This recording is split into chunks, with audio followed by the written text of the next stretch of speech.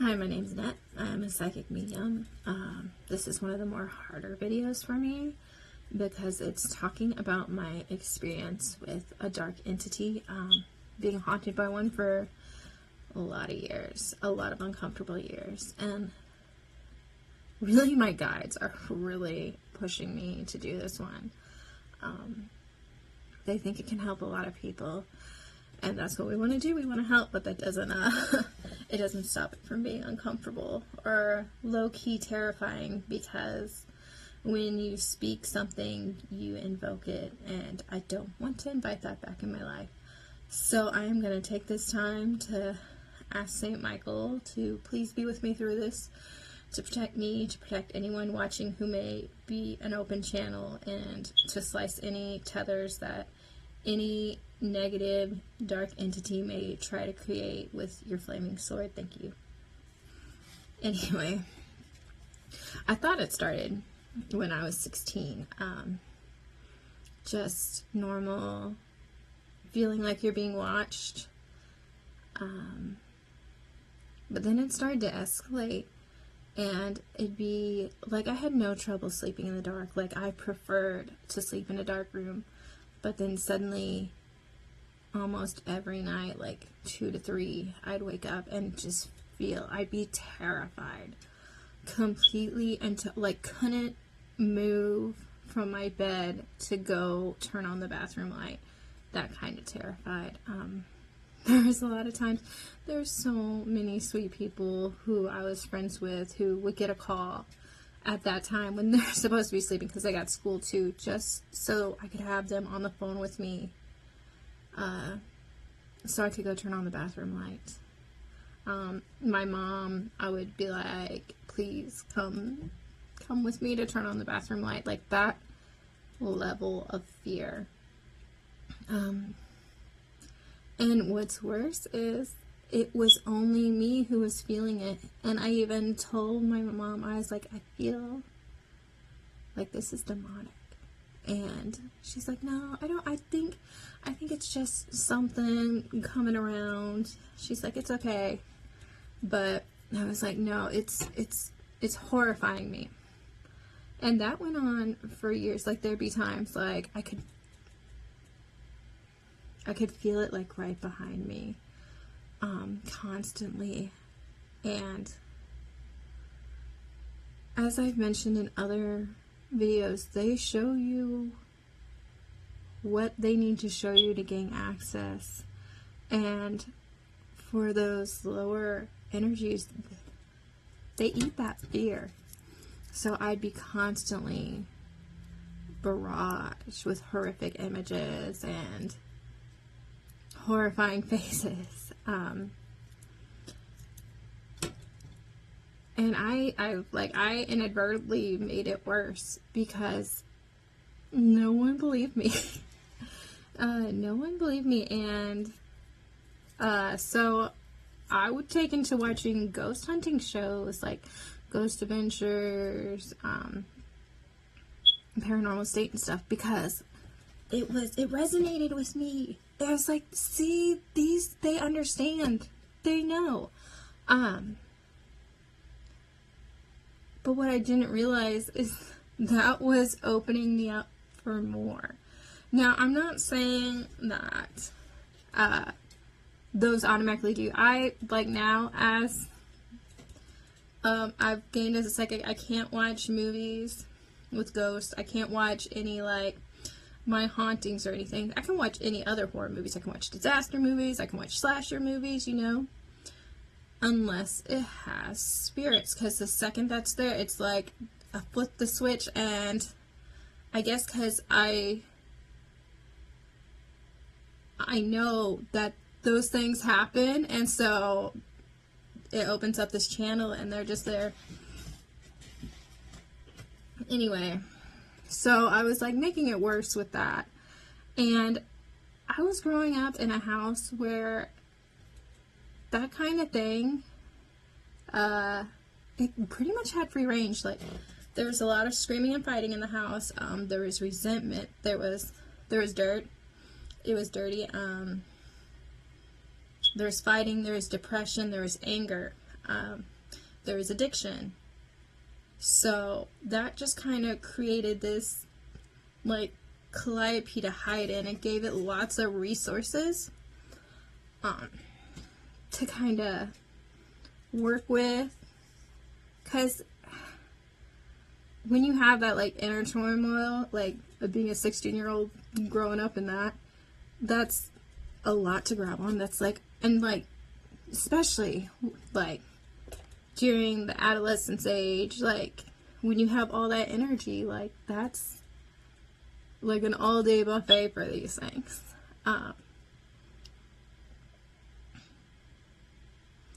Anyway, it went on like that. Well, when I was 18, like, it got bad, because it was no longer just lurking. It was no longer there just to feed. Like, it was strong. It had it'd been having a well-fed diet, and it started manifesting more physically. And it was always at night. And always when I was alone, like, I went from sleeping in a completely dark room to having to have the TV on all night. Like, I had to have that. I had to have that light. I had to have that sound, because if there wasn't the sound, like, it'd be at my ear. And I don't know if you've, I hope you haven't, but the voice it whispers, like, if you can hear, it's so grovelly and low, and it's scary. It's really scary. But yeah, having the TV on every night, and I got to the point where I was drinking or using other substances in order to sleep. Otherwise, it wouldn't let me sleep. It'd be banging doors, knocking. It sounded like chains hitting up against something. The toilet seat slamming up and down, and it only did it when I was there. So, like, everyone thought I was crazy, or, doing hard substances. So I just kind of went with it and just let myself, like, one night, it was bad enough. That was the first time I called on St. Michael. I was like, St. Michael, Gabriel, because I called on Gabriel too. I actually called on Gabriel first. I was like, please, just protect me. I just need something. And what's weird is my mom that night, like, something triggered, and she's like, I need to call on Michael to protect her. So that was the first time. So in all, like, the chaos and badness, I've learned to find things to be grateful for. Like, it was a bad situation, but it taught me so much. And one of them was, St. Michael. Like, he's my dude now. Like, as you saw at the beginning of the video, he brings me so much comfort. Anyway, so that night, like, I learned St. Michael, and then, I don't know if any of you saw that.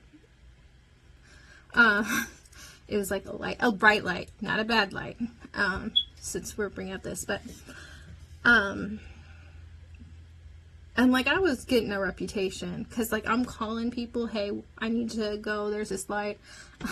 I went into work, and I asked my Catholic, co-worker, I'm like, can you get me some holy oil, or not holy oil, holy water? I'm like, 'cause I just want to sleep. And then when I did sleep, it was in my nightmares.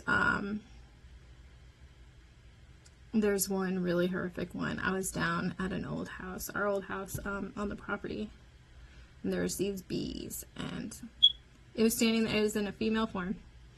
But as I mentioned in other vehicles, her eyes, white, iris, everything completely black.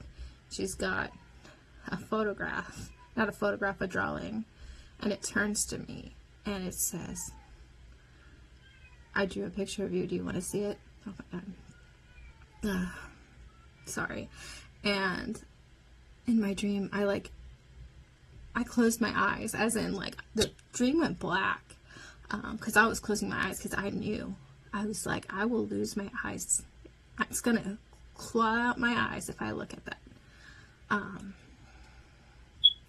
So that was one of the worst ones. Eventually, like, I'd be up on the Facebook. Facebook was becoming real popular then, like, talking to people all night, because I'm like, I can't go to sleep, my room's haunted, I'm being haunted real bad, and, like, it led me, to talk to one of my other old coworkers who left. He became my husband after, so that's, another, positive that came out of this situation, is me and my husband, like, he's so supportive, and to have him, he, like, from the start, no, she's probably completely psycho. It's, like, always a nice, like, he's got to accept it at that point, like, he knew what he was getting into. But, yeah, he come over, and, like, I had scratches in my bed. I was like, it's scratching my bed, and he would come and look at the scratches and stuff, and he really, like, was such a rock through it. And keeping there. And then I had a boyfriend. This is when I started to get a hint of what was, because it was attached to an item. And I had a boyfriend who was staying the night, and, like, he's like, yeah, this is something's going on here. And I was, like, bawling because I'm getting these images of this horrific face. And he's like, you need to look around the room and what your eyes land on. And my eyes kept landing on a photograph of a family member who's very dear, shares the same name as me. I was like, I'm obviously just looking for that for comfort. But that ended up being a really smart thing, because it ended up actually being the photograph. In fact, it had my birth announcement and her death announcement and a photograph of me in the frame. So that could have been one of the tethers. And actually, I didn't put that photograph in my room until I was 16. And I remembered, it used to hang up in my grandpa's living room, and I remember falling asleep in my grandpa's chair when I stayed the night there and waking up to that same oppressive feeling. So it's kind of always, so that photograph actually ended up being what it was attached to. I don't know why it was attached to that. I do know when we removed my photo and the things, the birth announcement stuff, it quit targeting me, but it was actually years. In fact, it wasn't until my daughter was born that I stood up to it.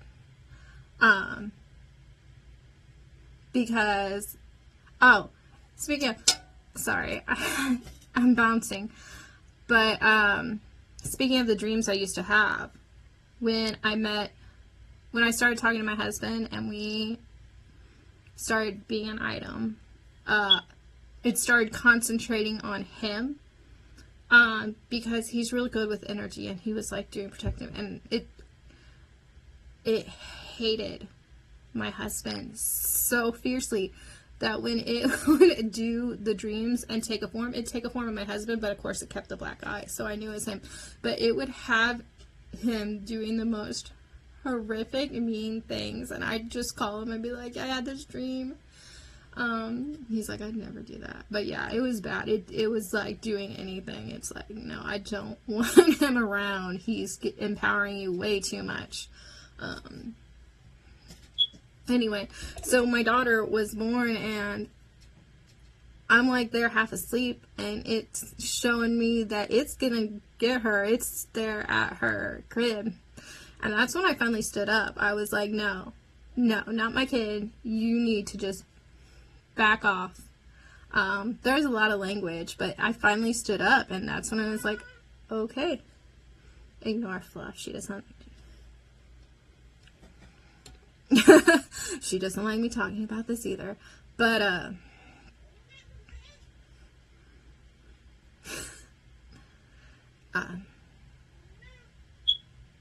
and then, in fact, my mom was helping me set up the room. I was still in the living room. I moved from the city to stay with my parents during my pregnancy and to have my daughter, to have help, because it was just me and my husband in the city, and I was a young mom, so I was 21. So I was old enough to drink by then, finally.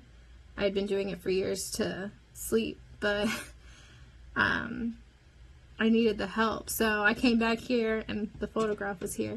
And my mom was setting up the dresser because the room wasn't, I was sleeping in the living room with my daughter. And she went in, and all the dresser drawers were open. And she said, it felt like, she told me, because she ran outside. She said it scared her so bad she was waiting outside. She didn't know what to do. She's like, but it felt like that was directed at you, because the drawers were closed, and she turned around and they were open. I guess I should have mentioned that. But she was like, it felt like it was waiting for you. I was like, I bet it was. I bet it was. That's what it does. And she's like, that's terrifying. Because I used to make her, like, to even talk about it, because I wouldn't talk about it in the house because I didn't want to acknowledge it and give it more power. I'd make her take me on rides around the neighborhood so I could talk about it. And she's like, this child's crazy. So I felt pretty vindicated when she finally got, like, experienced it. Because, let's see, 16, 17, 18, 19, 20, 20, 6 years. 6 years it had been tormenting me.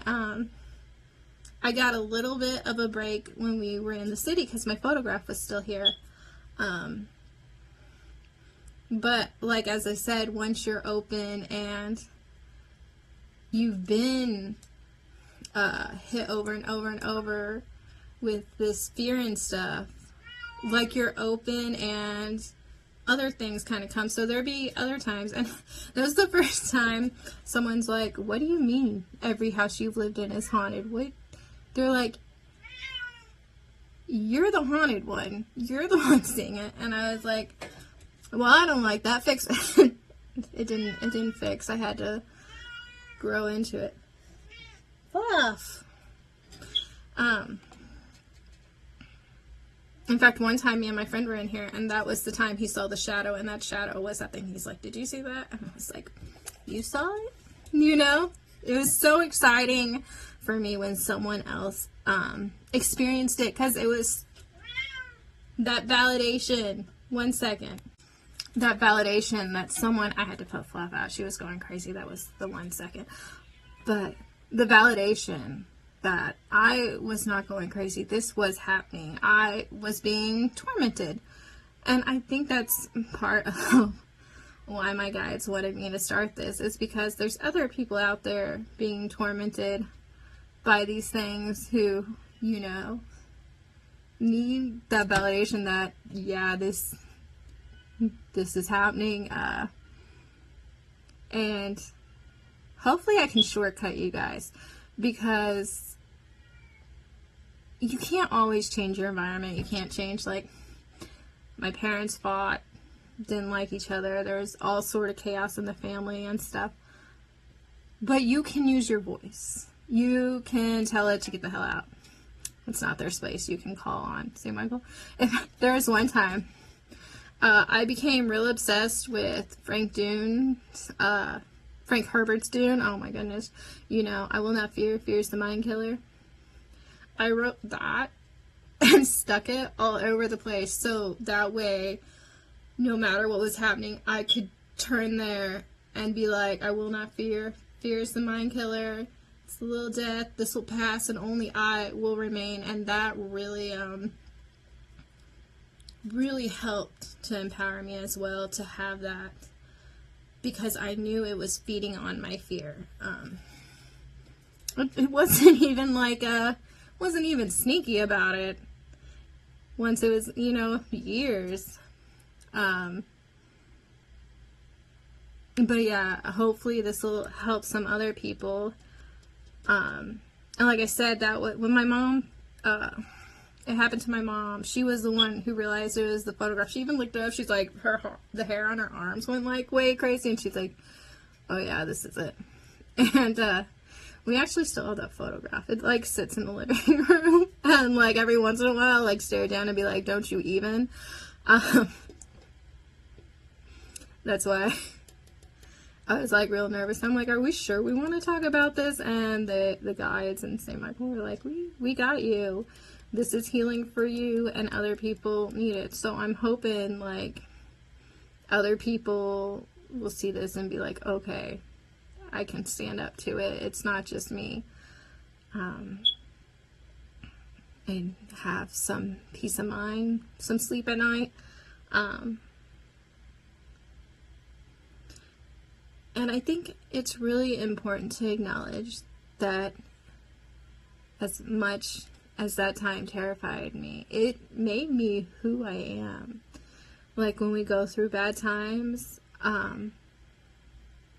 don't so much, I guess languish on, or fret on, like, what happened to you. I mean, it's valid to do that, but think about who it made you to become.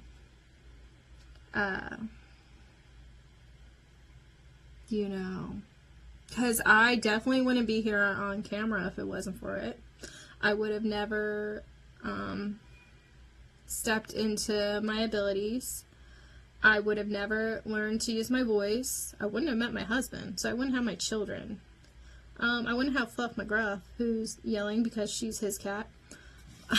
You know? So I wouldn't have the relationship I do with St. Michael. So if you are in a situation where you're dealing with like a negative dark entity, good can come out of it. You just gotta choose to see the good.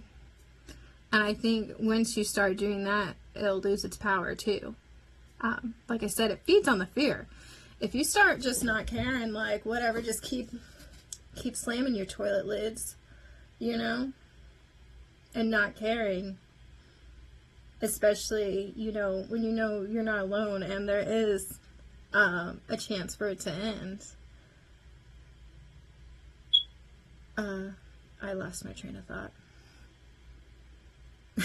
at 4:44. But you know, you'll make it through. We make it through. They can't keep us down. Anyway, I think that's all. Thank you for listening to my trauma dump about, I don't want to say evil spirits, because I don't want to put like, they're not necessarily evil as we think. There's not really,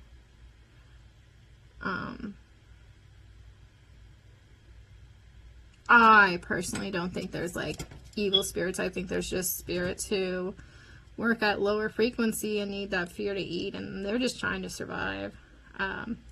But they need to survive somewhere else, you know? I don't let ticks bite me either. Anyway, you guys have a great day.